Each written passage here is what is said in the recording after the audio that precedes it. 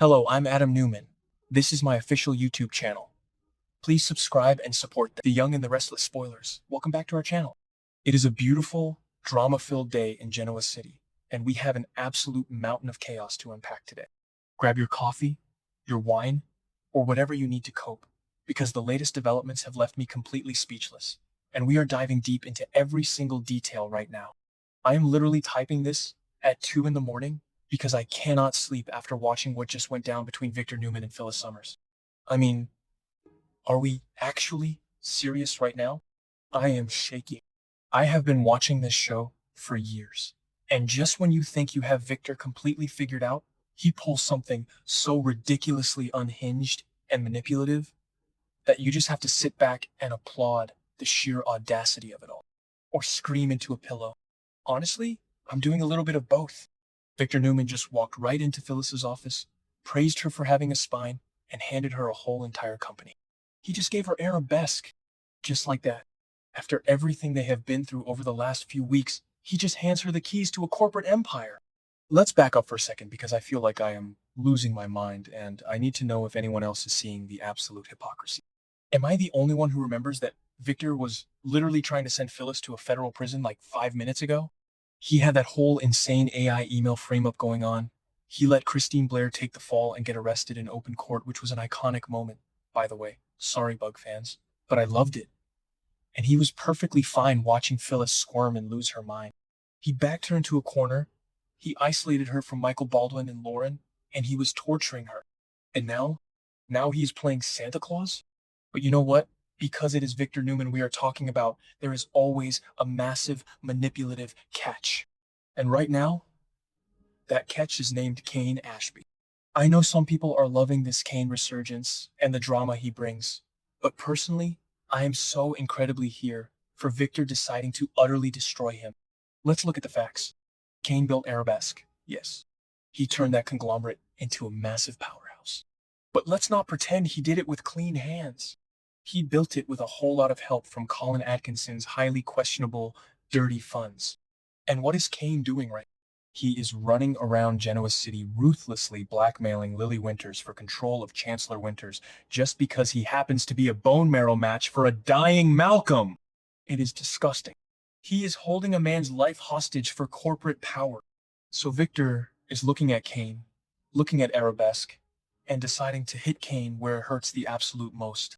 And who better to use as a weapon of mass destruction than a desperate, cornered Phyllis Summers?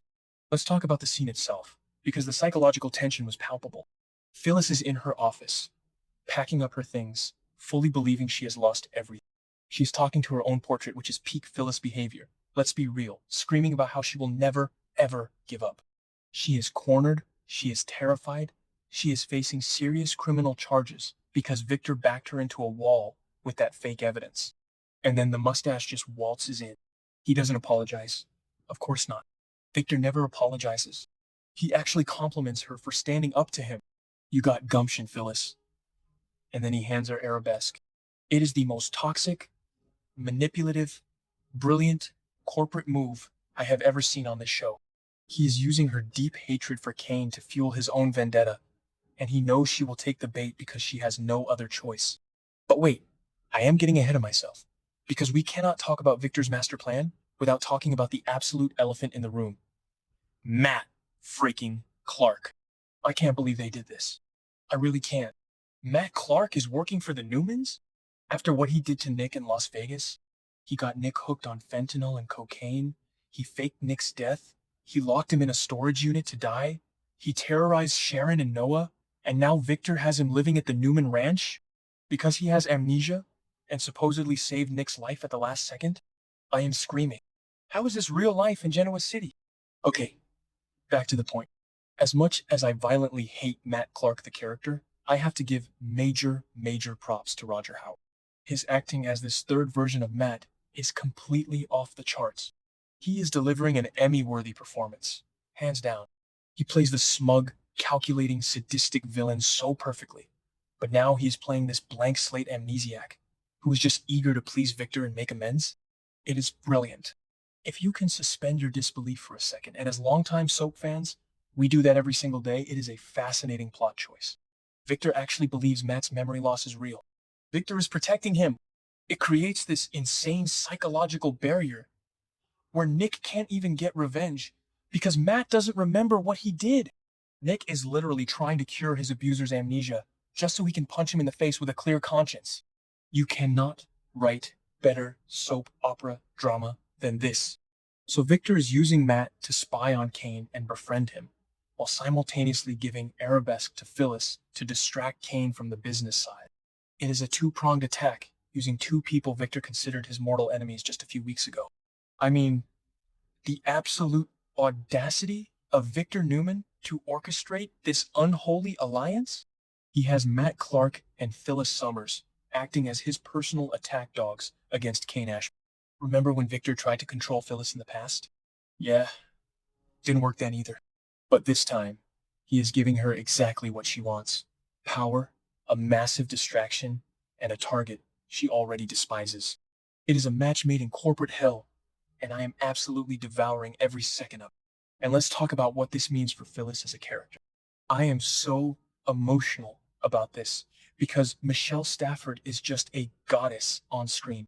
She plays this role with so much fire, so much grit, and so much raw vulnerability. Phyllis is the literal definition of a phoenix. Remember when she opened the Grand Phoenix Hotel? That name was not an accident. That was a statement. She has been rising from the ashes since she first rolled into Genoa City in the mid-1990s, chasing Danny Romalotti, faking paternity tests, and causing absolute, unmitigated havoc. She has been knocked down, dragged through the mud, thrown in jail, betrayed by everyone she has ever loved, and yet, she always comes back stronger. She refuses to stay down. Seeing her get this massive lifeline from Victor is giving me emotional whiplash, but I am so incredibly here for it. I was dreading seeing her go to prison over that AI nonsense. I really was. I thought the writers were just going to destroy her legacy and lock her away. When she was crying to Michael Baldwin at the GCAC, refusing to listen to his legal advice because she was so panicked and isolated, my heart broke for her. But no, she is getting Arabesque. She is going to take Kane's baby, the company he built from the ground up, and turn it into her own empire. The corporate warfare that is about to happen is going to be legendary. I know some fans are probably exhausted by Phyllis always landing on her feet and escaping consequences, but I don't care. I love it. She earns it every single time. She fights like a cornered animal. And when she wins, it is so deeply satisfying to watch. But I do have to wonder, and I know you guys are thinking the exact same thing, what is the ultimate price? Victor Newman does not give away multi-million-dollar companies out of the goodness of his cold, black heart. He is setting a trap. He wants Kane destroyed, yes, but what happens to Phyllis when Kane is finally gone? Will Victor just snatch the rug out from under her again?